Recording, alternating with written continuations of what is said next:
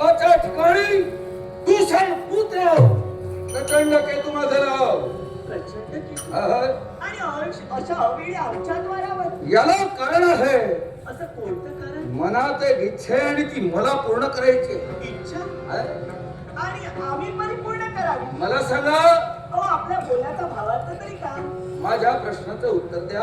कोणता प्रश्न? आपले पतिमय परमेश्वर म्हणजे कोण? निर्माल्य देशीचे राजकर्ते हा? धर्मसेन ही माझी सौभाग्याची देवता. धर्मसेन संप्रत कुठं आहे? अहो, हा? देवेंद्र महाराजांचा संदेश आला. स्वर्ग साम्राज्यावर दानवाने आक्रमण केले आणि म्हणूनच तर देवेंद्र महाराजांच्या रक्षणासाठी माझी सौभाग्याची देवता तिथपर्यंत गेली. पण हा प्रश्न विचारणारे आपण व्यक्ती आहात आणि इथं आला. मनाच्या ठिकाणी संशय वाटू लागला. ज्याच्या पासून देव साम्राज्याचं संरक्षण व्हावं ही तुझ्या पतीची इच्छा होती. तुझा पती ज्या कार्यासाठी गेला तो प्रचंड केतू आपल्या नजरेसमोर आहे. म्हणजे देवतांना स्वारी आपण केला होता. आहा. देवेंद्र महाराजाशी संघर्ष आपण केला आणि त्यावेळी माझी सौभाग्याची देवता तिथं जाऊ तुमच्याशी संघर्ष करू तुम्हाला पळता होई करून माझ्या सौभाग्य देवतेने सोडलं हा. आणि म्हणूनच तुम्ही इथं आले. वयात आम्ही पत्करलो. तुझ्या पतीनं केवळ आमचा आणि त्याचा वैरत्व नसताना मला प्रतिकार केला आणि म्हणून प्रतिज्ञा मनाच्या ठिकाणी केली. अशी कोणती? त्याच्या निर्मल देशापर्यंत आलोय. त्याचं सर्वस्व हरपून घेईल निस्तारून केल्याशिवाय माझं मन स्वस्थ होणार नाही. मुखातील शब्द मुखात ठेवा. काय? जरी राजकर्ते इथं नसले तरी महाराणी धर्मांगना इथं आहे आणि या राज्याचं रक्षण करण्याची शक्ती या वीरांगणेत आहे. म्हणून सांगते आला त्या मार्गाने पुनश्च माघारी चला. माघारी जाऊ जाईन ना, जरूर माघारी जाईन. पण ती माझी इच्छा या राज्याचा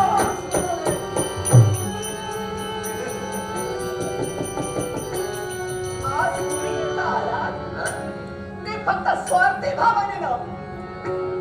राजकर्ते धर्मसेन यांच्या कुशीकुला जन्माला आलेला त्यांचा बाळ म्हणजे सुंदर याला प्राप्त करण्यासाठी आपण इथं आला असाल.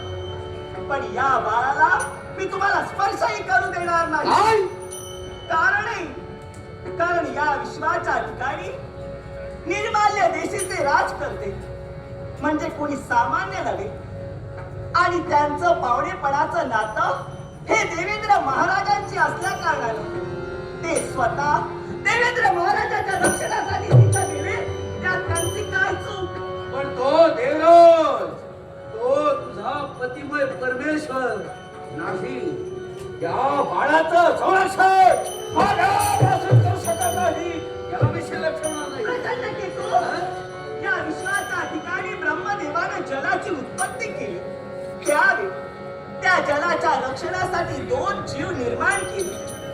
एकानं यक्षण म्हणलं म्हणून ते या विश्वाच्या ठिकाणी यक्ष म्हणून नावाजले गेले आणि दुसऱ्या जीवानं रक्षण करू असं म्हटलं. मग ते रक्षण करू असं म्हणणारे राक्षस या संस्थेस पात्र ठरले. मग रक्षण करणारे आज तुम्ही भक्षण का बनणार? विसरला मी ती मर्यादा. अमर्याद वर्तन जीवनात करतोय. पण माझी महत्वाकांक्षा मला साथ देते. ते या पोराला म्हणाले याचा मुळाशी कारण आहे. या माझ्या बाळाला असा तुमचा कोणता अपराध केला? आपण शूरवीर पराक्रमी आहात. मग असं भ्याडासारखं कार्य तुम्ही का करता आहात? ध्यान झाले. याला पोर समजू नकोस. हा पोर नव्हे. अगं भृगूंचा पुत्र तो चवन भार्गव ज्यावेळी जन्माला आला ना तक्षणी त्या पुलोमचा शेवट करता झाला. लाथेच्या एका ठोकरीनं त्या बालकानं त्या पुलोम दैत्याला मारिलं. बालकाला सर्वसामान्य समजून म्हणजे स्वतःच्या मरणाची भीती तुम्हाला वाटू लागली. मनावर मात करायची. म्हणून राजकर्त्याच्या पुत्राला नेण्यासाठी तुम्ही इथं आलात. याची मार चिन्ह. पण आपण विसरू नका काय ते? या विश्वाच्या ठिकाणी दैत्य कुळ आणि क्षत्रिय कुळ यांचं सुद्धा पावणे